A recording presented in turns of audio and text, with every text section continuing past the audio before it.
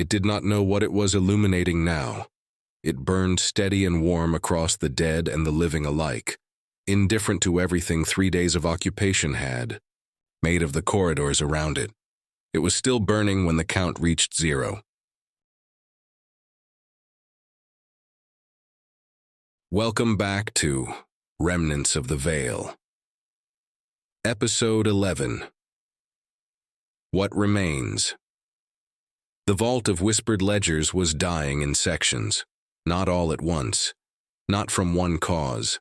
It was dying the way cities die when the systems that sustain them fail in sequence, each failure creating the conditions for the next, the whole structure's accumulated vulnerabilities finding each other in the dark.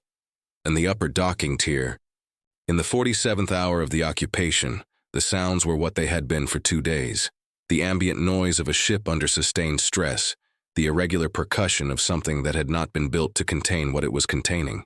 A Drakkar soldier near the South Dock housing had his tactical display open, running the route calculation he had been running for the last 20 minutes. The display showing 3 viable paths to the docking bay and the corridor conditions on each. He was not moving yet. He was waiting for his unit's rearguard to close up before he moved, the way disciplined soldiers wait, not because patience was comfortable, but because moving without your rearguard was how you lost your rearguard. Against the dock housing's east wall, a human civilian had pressed herself flat to let the previous Drakkar column pass. The instinctive flattening of a person who had learned, over 47 hours, that a Drakkar column in a corridor required all available room. She was holding a bag across her chest. She had been holding it for 2 days. She was looking at the ceiling of the upper docking tier the way beings look at ceilings when they are listening to the sounds inside them, and the ceiling was making sounds that had been present for an hour and were not the sounds a ceiling should make. The aft clamp assembly of the docked Drakkar boarding vessel reached its tolerance limit and gave way. The vessel swung on its forward clamp with the specific, enormous momentum of 200 tons of assault craft that has been held in one position for 3 days and is now no longer held. The swing covered 8 meters in under a second. It hit the dock housing at speed, not the glancing impact of something that has slipped, but the full rotational force of something that has been released. What it sounded like in the adjacent sections was a sound that had no comparison available, because nothing in the adjacent sections had ever produced this sound before, and the body's startled response activated before the mind could form a category for it. The floor moved, not the subsonic vibration of the swarm carriers. Something different, directional, arriving through the structure as a single pulse of force that traveled through the vault's metal bones at the speed that metal conducted it. 3 sections. Away, a Velithari diplomat who had been moving through a service corridor felt the pulse arrive through her feet and stopped without knowing why. The forward clamp held for 4 seconds before breaking away.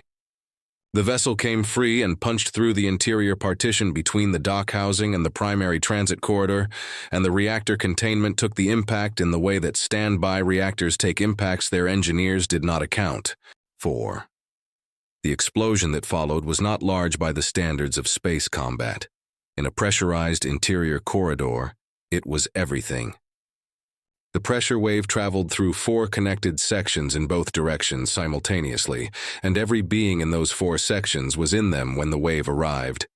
The Drakkar soldier, whose tactical display was still showing 3 viable routes when the display stopped mattering. The human civilian whose bag was still across her chest, others who had been moving through a corridor that was about to become something else. The cold, blue-white bioluminescence of a Thalsari crew member's natural form lit the wreckage for 3 seconds before it stopped. In the sections adjacent to the destroyed corridor, the sections that were now the new edges of the geography, beings who had been moving toward their respective objectives stopped and processed what had happened to the space next to them. A corridor wall that had separated 2 transit sections no longer separated them. What was visible through the breach was not a corridor. It was the new shape of the tier, and the beings in the adjacent sections were now in contact with air that had been in a different place a moment before, and carried with it the smell of what the different place had become. Several of them moved immediately because the instinct to move away from an explosion was older than any tactical training. Several of them did not move immediately because the instinct to understand what had happened was competing with the instinct to flee it.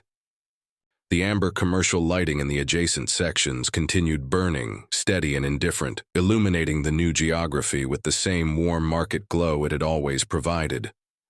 On the market decks, the fires were no longer contained. They had been burning for 31 hours in the commercial stalls of Section 9, the suppression systems managing them at decreasing efficiency as the suppression conduits in adjacent sections took damage and were rerouted and took damage again.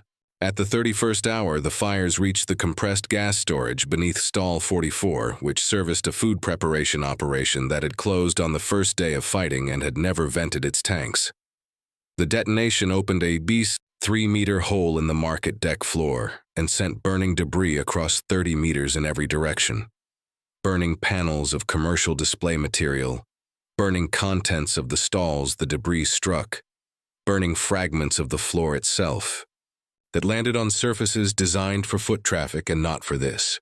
The heat that came off the detonation was a wall before it was a wave, a sudden, total replacement of the air's temperature that hit every surface in the section simultaneously. The beings who had been moving through Section 9 when the gas storage detonated numbered perhaps 24. Some of them were close enough to the blast that the distinction between the detonation and what followed it did not matter.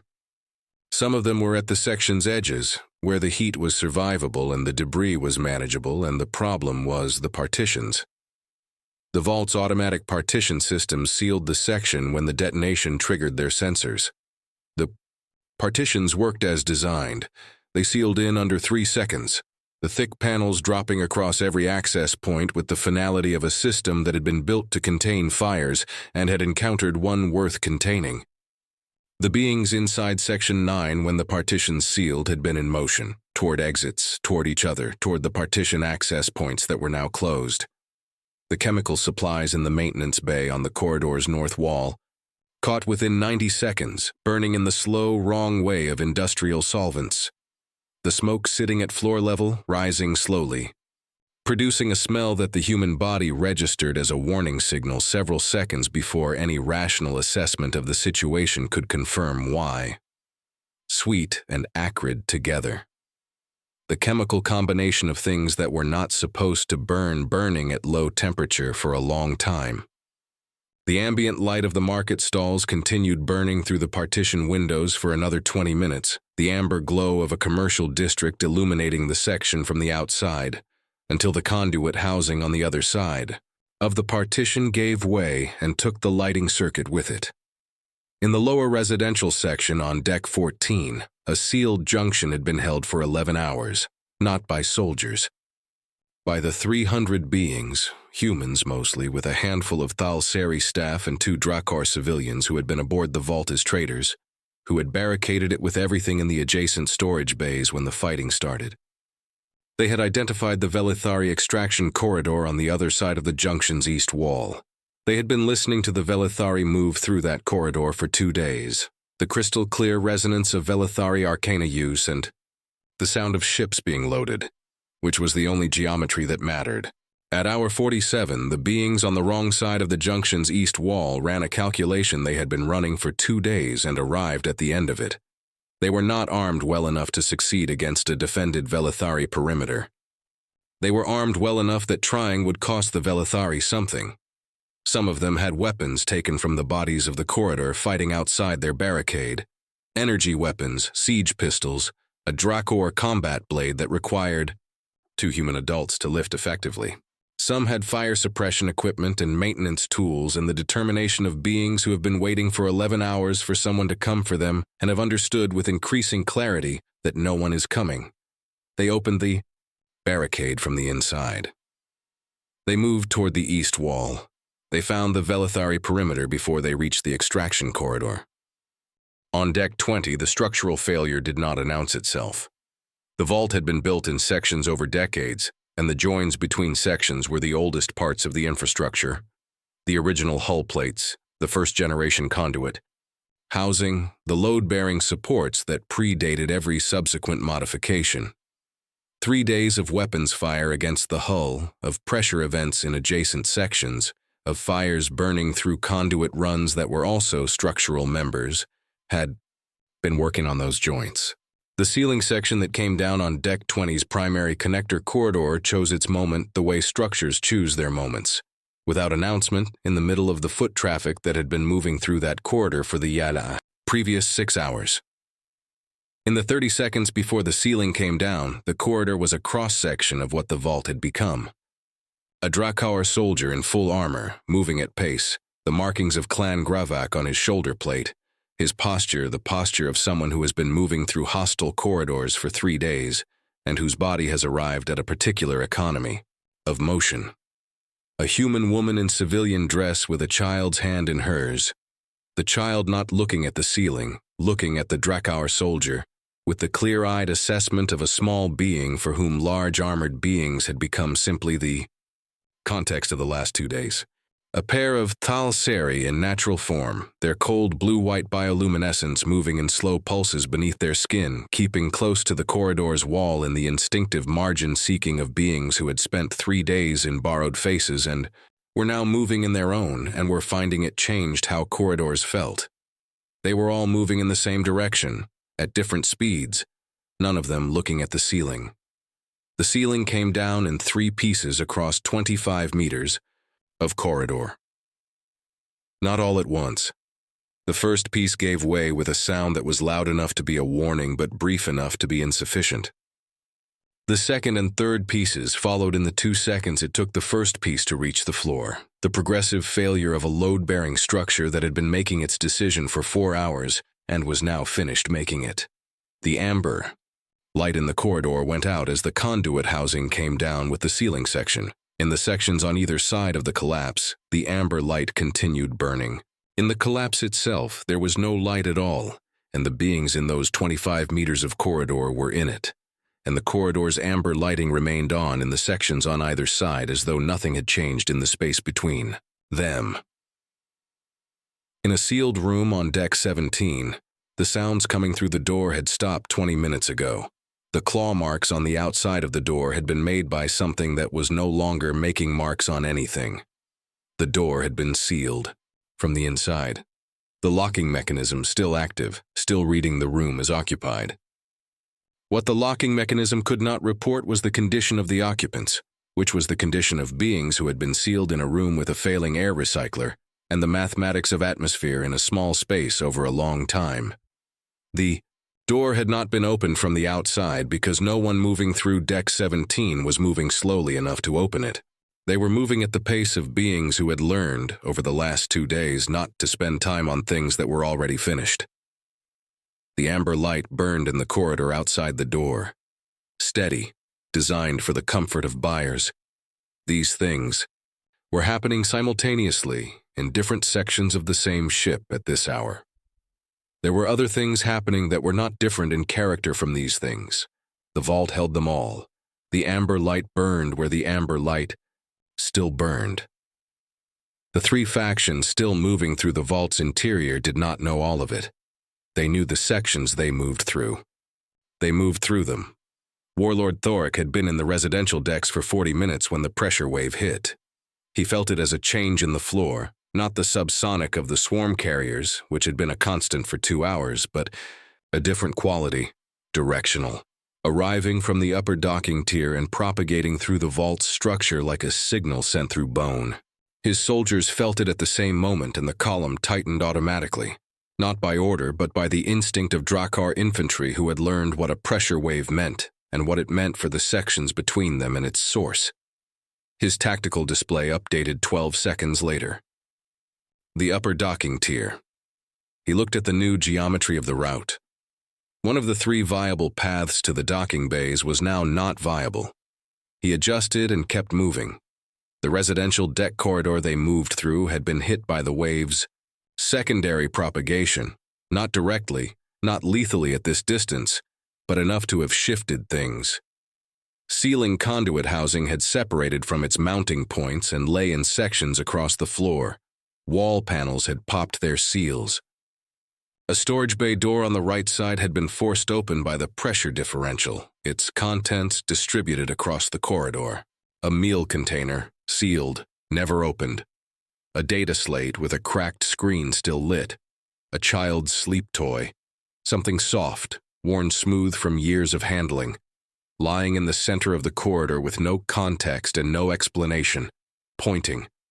Toward the junction in the direction someone had gone. The bodies here were not battle-dead.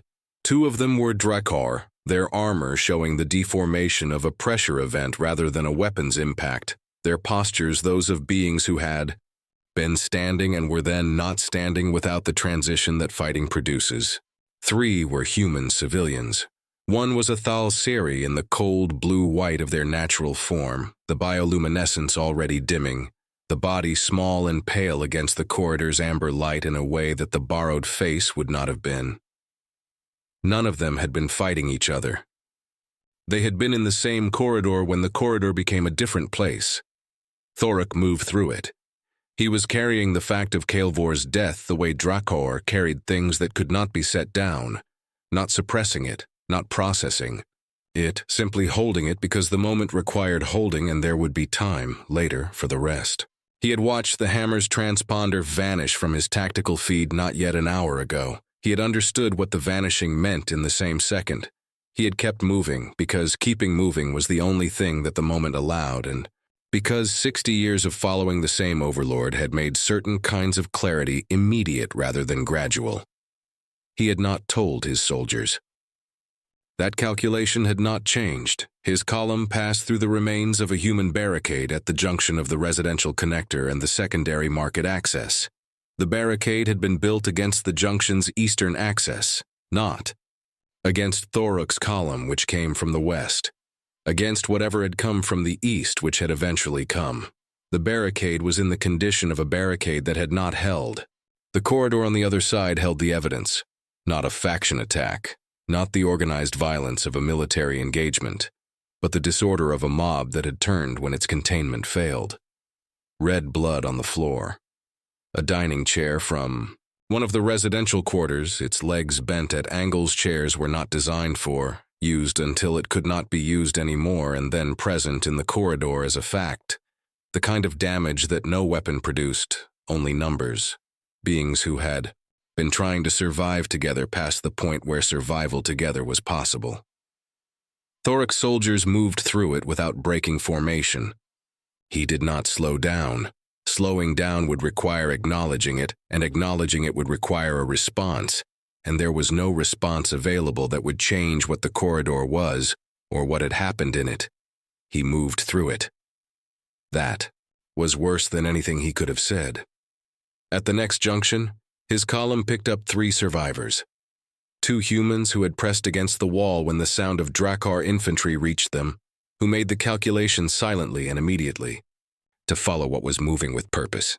A Thal Seri whose borrowed face was barely holding, the jaw definition gone, the bone structure dissolved back to their natural architecture, and the cold blue-white of their actual biology bleeding through at the eyes and at the edges of the face in the amber corridor light, the 2 light sources wrong together. Warm amber and cold blue-white making something that the corridor had not been designed to contain. The Thal Seri moved with the deliberateness of a being who had been behind borrowed faces for 3 days and was now in their own, and had not yet decided whether that was a relief or a catastrophe. They said nothing. They fell in behind the column. The Drakkar soldiers did not acknowledge them. There were no orders to exclude them and no orders to address them, so they moved with the column because the column was moving and moving was the only available geometry. The second structural event happened 6 minutes later. The upper residential connector, the load-bearing join between Deck 18's residential section and Deck 17's connector corridor, had been failing for 4 hours. The fires in the adjacent maintenance bay had reached the conduit, housing that was also a structural member, and the conduit housing had been failing the way things fail under sustained heat, slowly, then faster, the material losing its properties by degrees until the degrees ran out.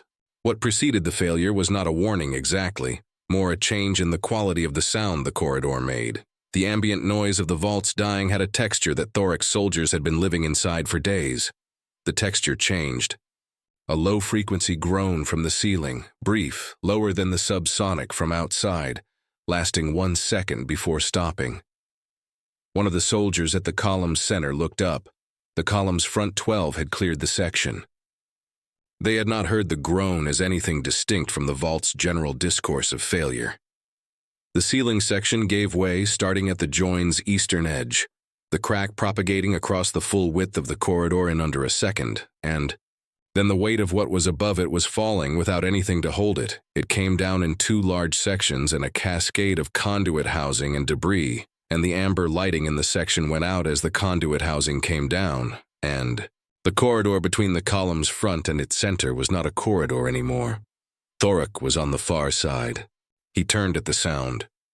What he could see in the darkness at the collapse's edge, the amber light of the sections on either side illuminating the new boundary of the debris field, was amber blood and cold blue-white bioluminescence in the same rubble.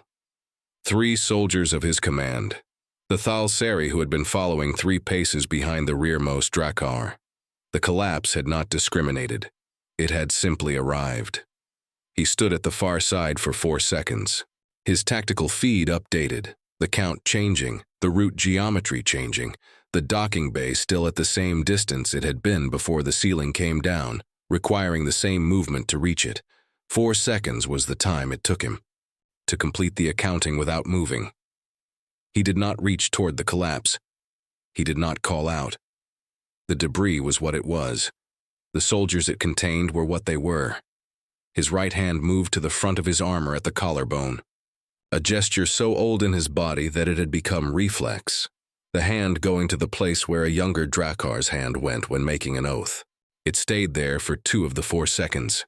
Then it came down, and he turned, and he said, "Service access, left junction." And he was moving. The 2 humans who had been following the column were still there, still on the far side from the collapse. The service access was narrow. He did not tell them to use it. He did not tell them not to. They used it. They came out on the far side and continued toward the docking bays. Krennak had been in the lower market warrens for 2 hours and 20 minutes, and he had not stopped talking. "The reason I know that route is compromised," he was saying, leading his column through a corridor where the smoke from the section 9 fires had reached the ventilation and was now present in the air as a low-level wrongness, not visible yet, but tasted, the back of the throat registering it before the eyes had anything to report. "Is that I came from that route. I was in that route approximately 90 minutes ago. The suppression system had already failed in the connecting section, which means the connecting section has had 90 additional minutes to make decisions about fire that I was not present for and which I cannot account for. What I can account for is this route. I have personally traveled this route. Nothing in this route is currently on fire." This was not entirely true.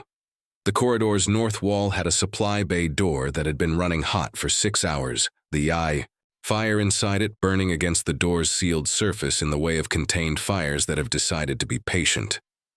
The heat was conducting through the door's surface, not invisible, not ignorable, a warmth that was present in the air. 3 feet from the wall, not the warmth of a heated space, but the directional warmth of a surface that should not be warm being warm. As the column moved along the corridor's center, the Marine on the column's right edge registered it, turned his head slightly toward the wall, adjusted his internal calculation of the door's structural integrity under sustained internal heat, arrived at the same conclusion Krennak had arrived at. The door was holding, would continue holding for longer than they needed it to. He did not say anything. He kept moving. On the other side of the door, something under sustained heat and pressure shifted. Not a rupture, not a failure, material at the limit of what it was designed to contain, a low percussion that lasted 2 seconds and then stopped. The column moved past it.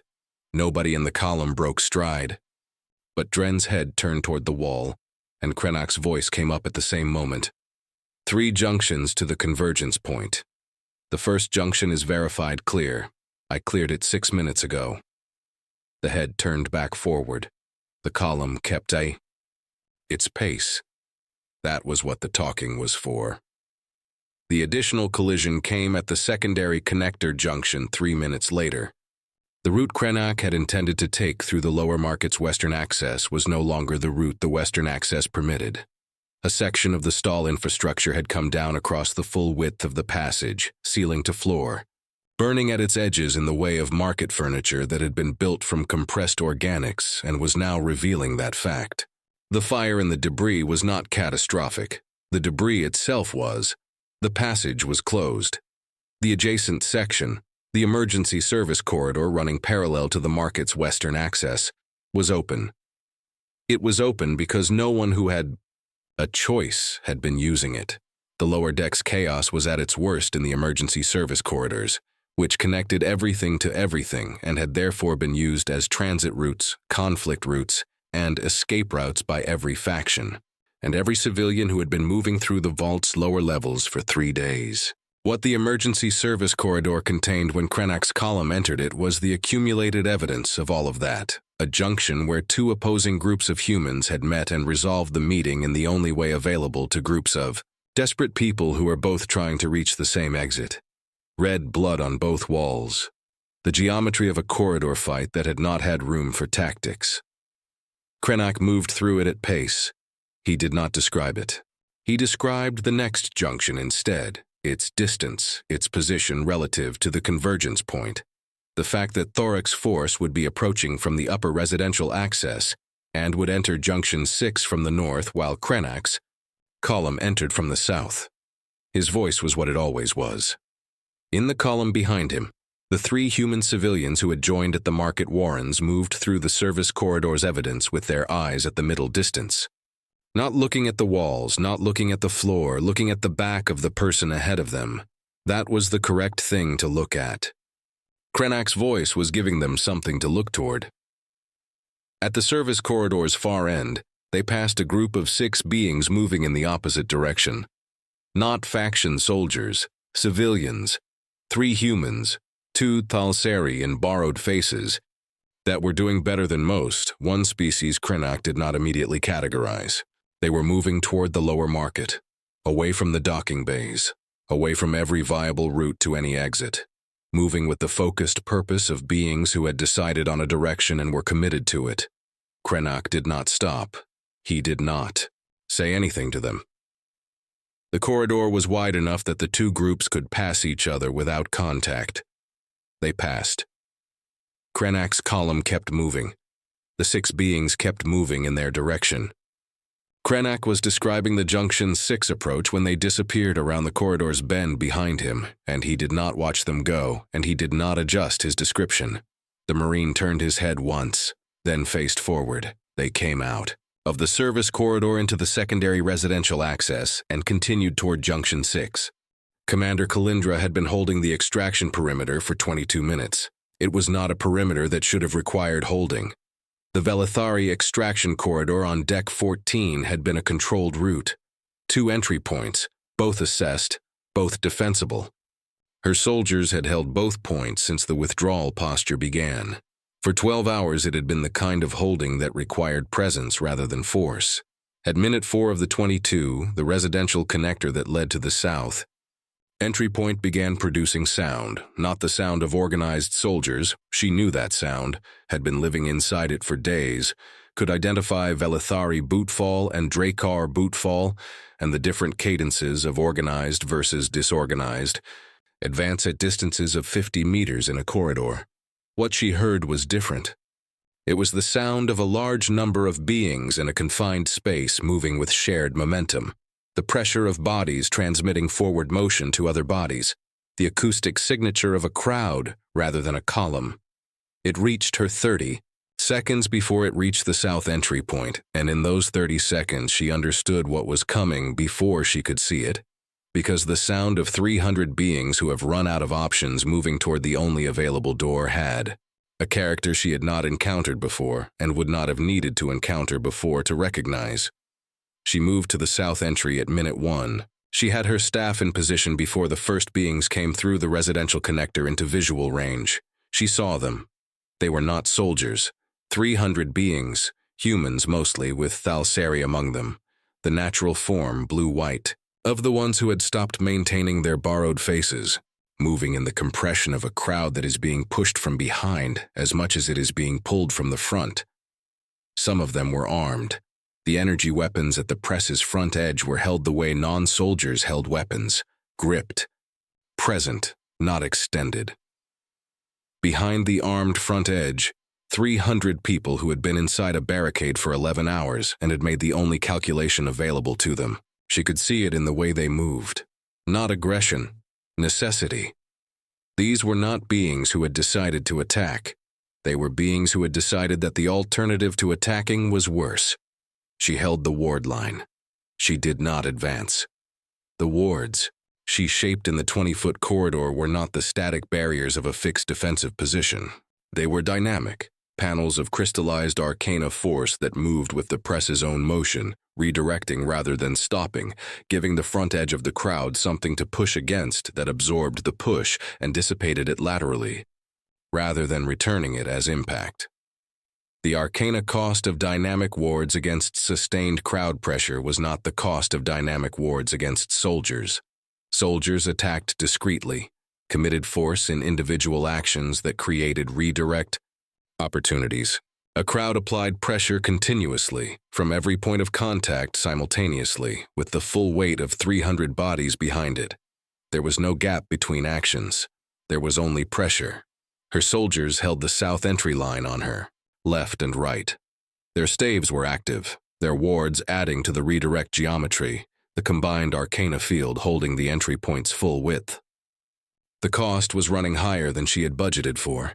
She could feel it in the channels, the silver lines on her arms brightening under the sustained draw, the arcana flowing faster than she had calculated for this entry point's requirements. She had calculated for soldiers. She was holding against something else. The Drakkar arrived at minute 7. The sound of them reached her through the north entry point. A different sound from the crowd, the organized percussion of Clan Gravak infantry who had been running. On doctrine without command structure for hours, the doctrine itself providing the momentum that their absent officers no longer provided. They were loud in the way of soldiers who have not been told to be quiet and who have no tactical reason for quiet because quiet is a tool for surprise and they were not attempting surprise. They came through the north entry and hit the perimeter. With the direct, forceful approach of beings whose doctrine said corridor-holding perimeters were overcome through pressure and whose biology was built for pressure. The north entry soldier lasted 30 seconds. He fell back at the 30-second mark, not broken. Not down, but the Clan Gravak weight had exceeded what his ward geometry could redirect without anchor points he did not have, and a soldier who falls back and lives to inform the commander is more valuable than a soldier who holds and does not. He came back 3 paces into the perimeter's interior, his ward still active at reduced radius, and called the breach. Calyndra heard it and her ward geometry shifted in real time, the south entry field pulling slightly inward to give her hands freedom, her body rotating to address both vectors simultaneously. 20 feet of corridor. Drakkar on her right pressing through the north entry breach. 300 human bodies pressing the south ward line on her left. Her soldiers redistributed between the 2 entry points with the practiced efficiency of a trained formation, adjusting to double contact. Her staff moved. The wards became edges.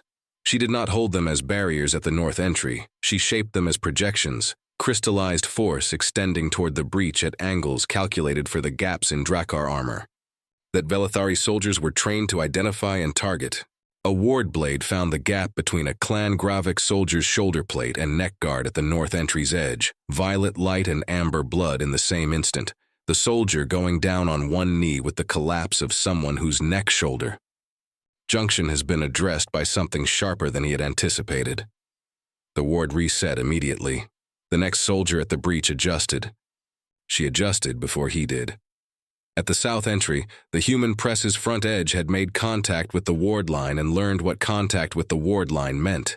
Red blood in the press's front ranks, not from her offensive geometry, from the crowd's own momentum pressing forward onto a surface that did not yield and had edges. She did not advance into them. She held the south entry at the line's current position, and she did not advance because the beings at the front of that press were being killed by the mathematics of a crowd that did not know how to stop pressing. Forward and advancing into them would add her force to the mathematics, and she was not willing to do that.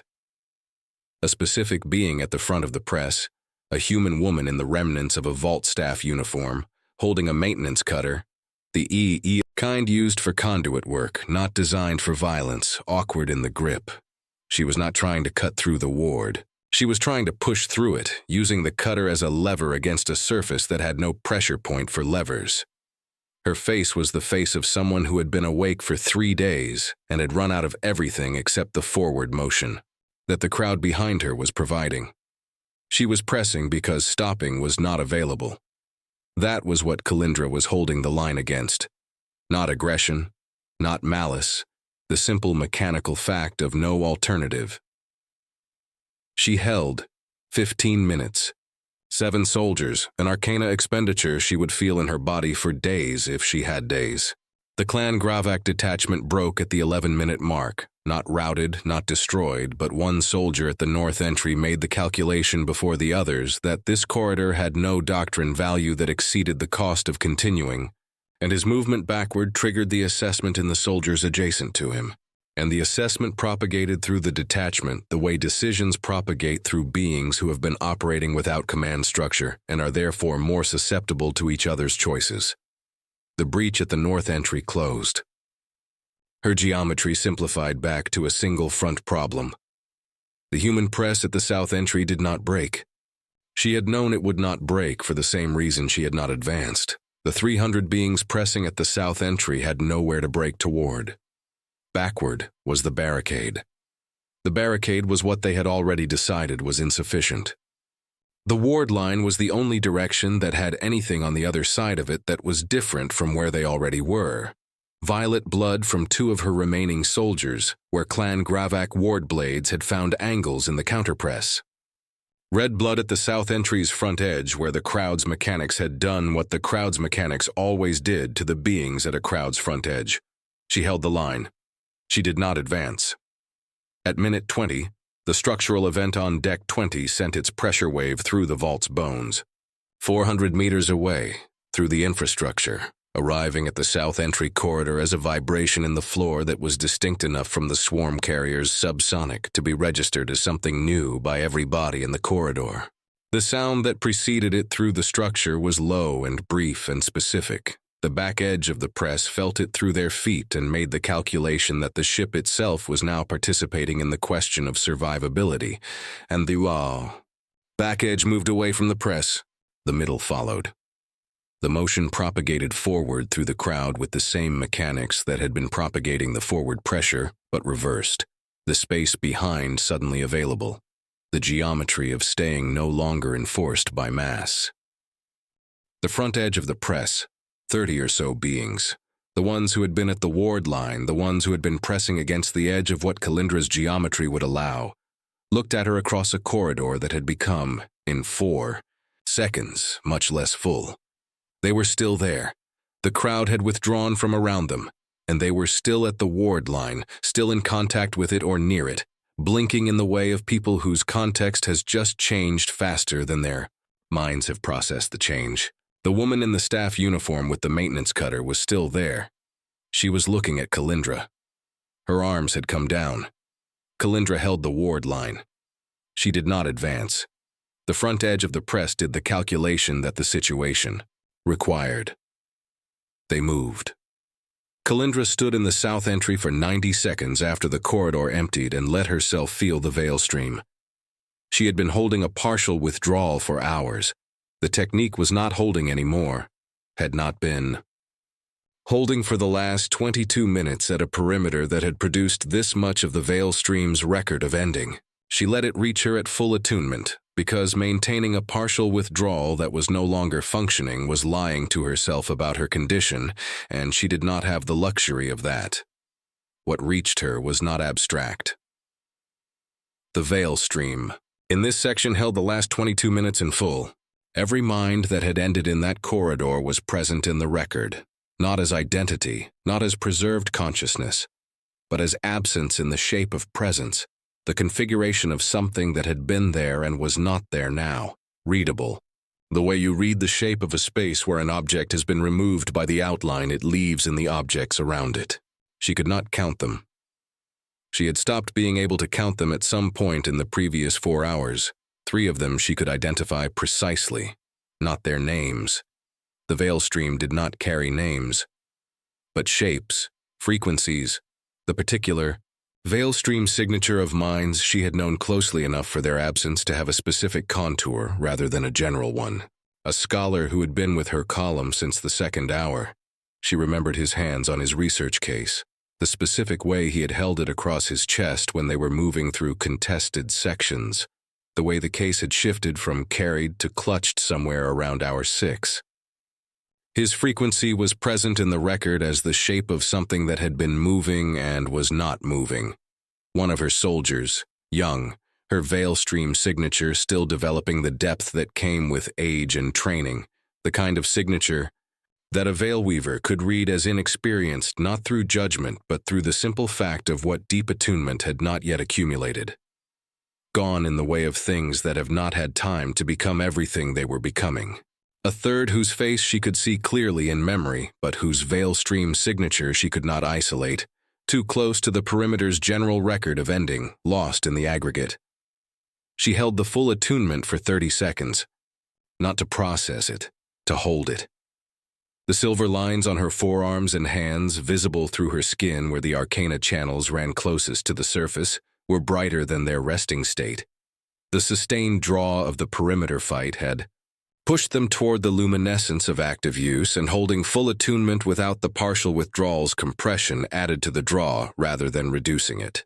The skin around the lines had the faint tension of channels under load, not painful, not yet, but present, the way a muscle under sustained contraction becomes present in a way it is not at rest. She felt the weight of the Veilstream's record in those channels as a physical thing. The weight of 300 beings who had been in this corridor 11 minutes ago. She did not pursue the count of how many of them were in the record's recent frequencies. The weight was sufficient information. Then she closed the withdrawal to minimum, turned toward the extraction corridor, and moved. Her remaining soldiers fell in around her. They did not speak. The sounds the corridor made around them were not the sounds of fighting anymore.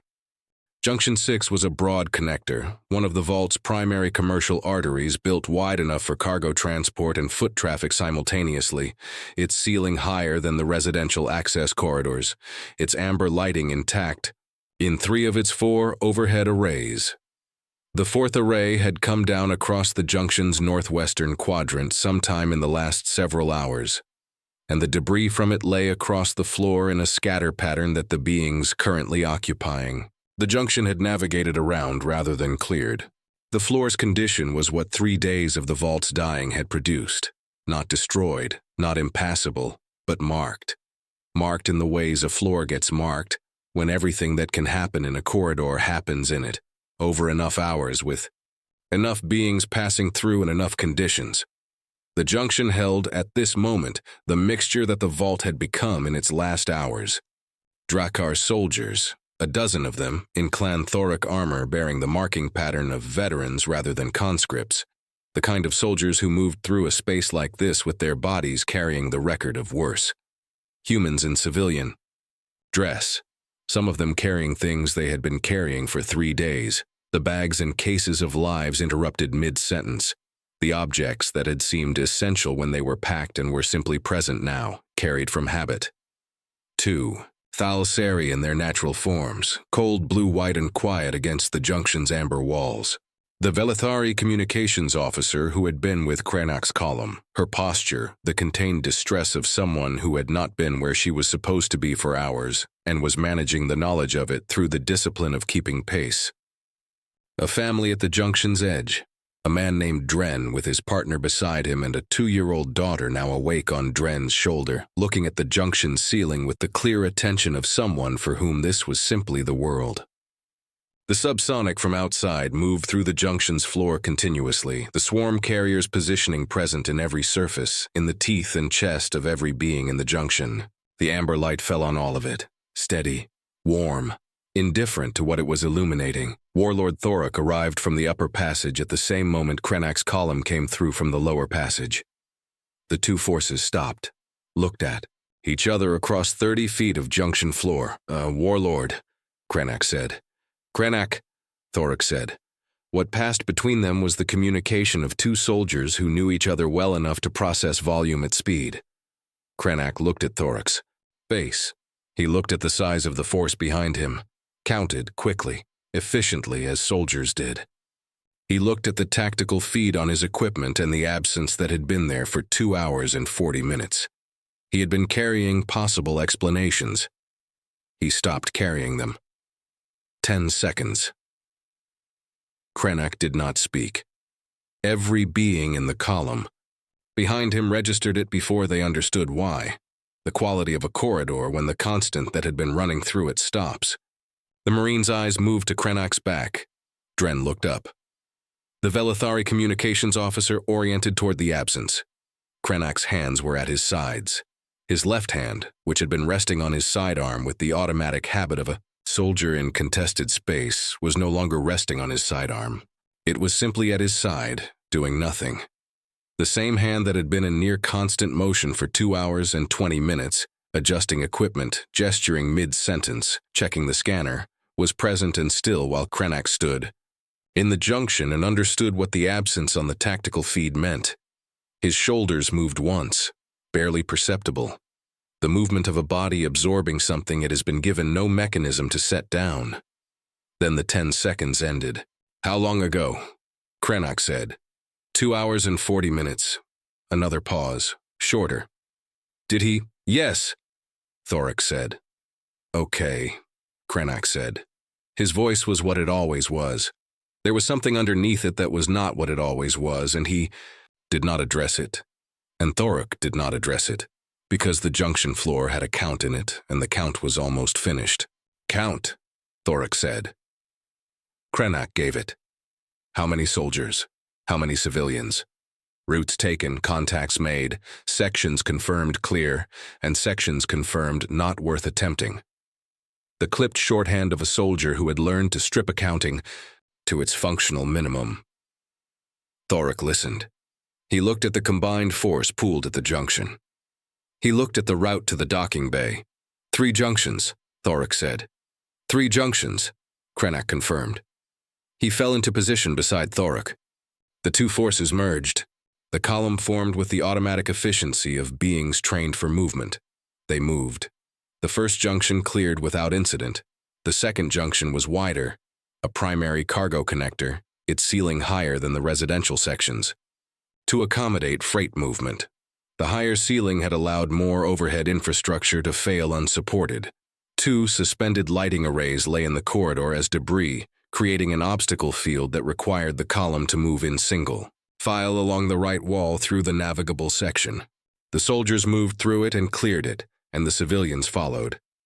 Krennak was talking as they moved, about junction distances, docking bay capacity, the known locations of Thorruk's ships.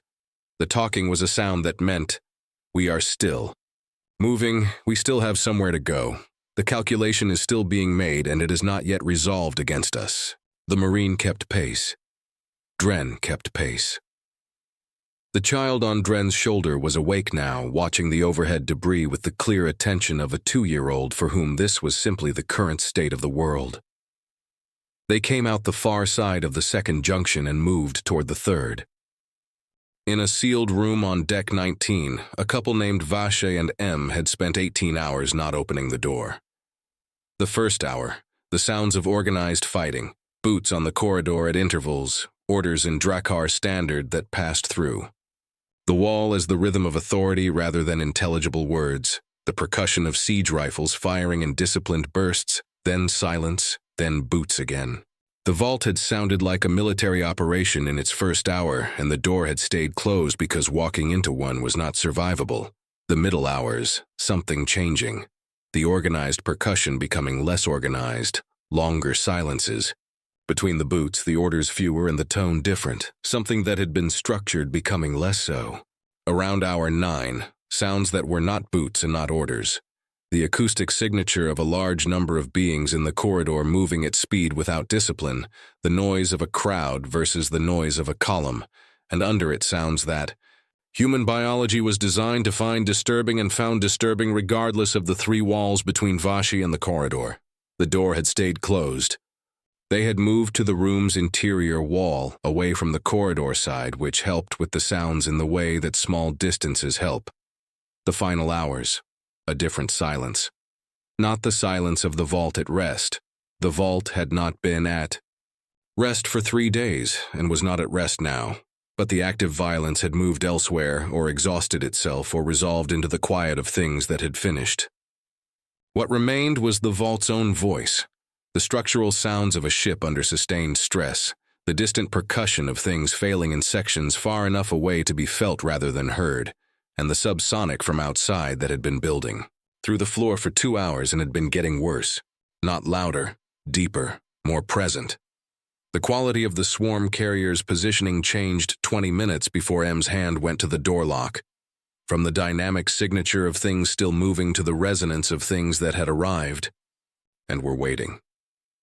She felt the change through the floor, through the wall where her back was against it, and the change did the last work of the calculation they had been running for 18 hours.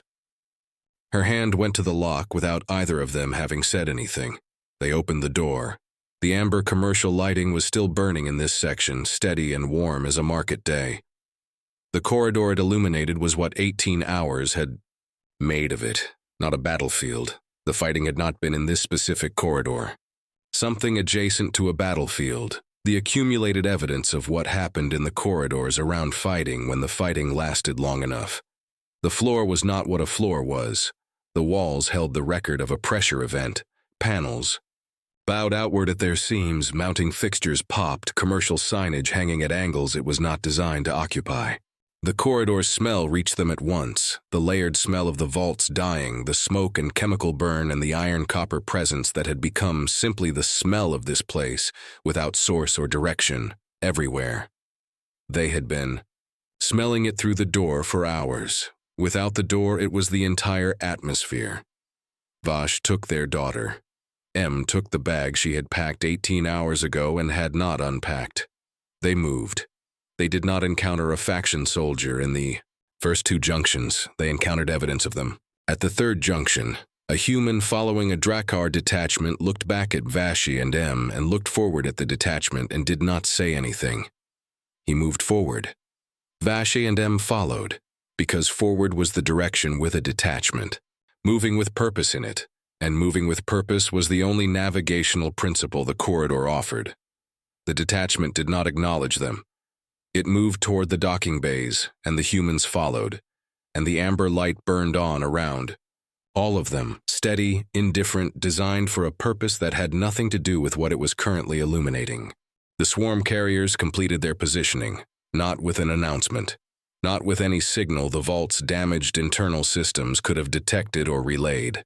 They moved to their final positions around the hull in the coordinated silence of organisms that had not needed to announce themselves in 10,000 years, the 16 surviving monarchs distributing the attack pattern through the harmonic with the efficiency of 10 billion minds making one decision, the swarm carriers holding their final coordinates with the locked stillness of a formation that had reached the moment before action. Inside the vault, through the hull, the subsonic changed, not louder. Different. The quality of the vibration shifted from the moving dynamic signature of things in transit to the resonance of things that had arrived and were waiting for a count to finish.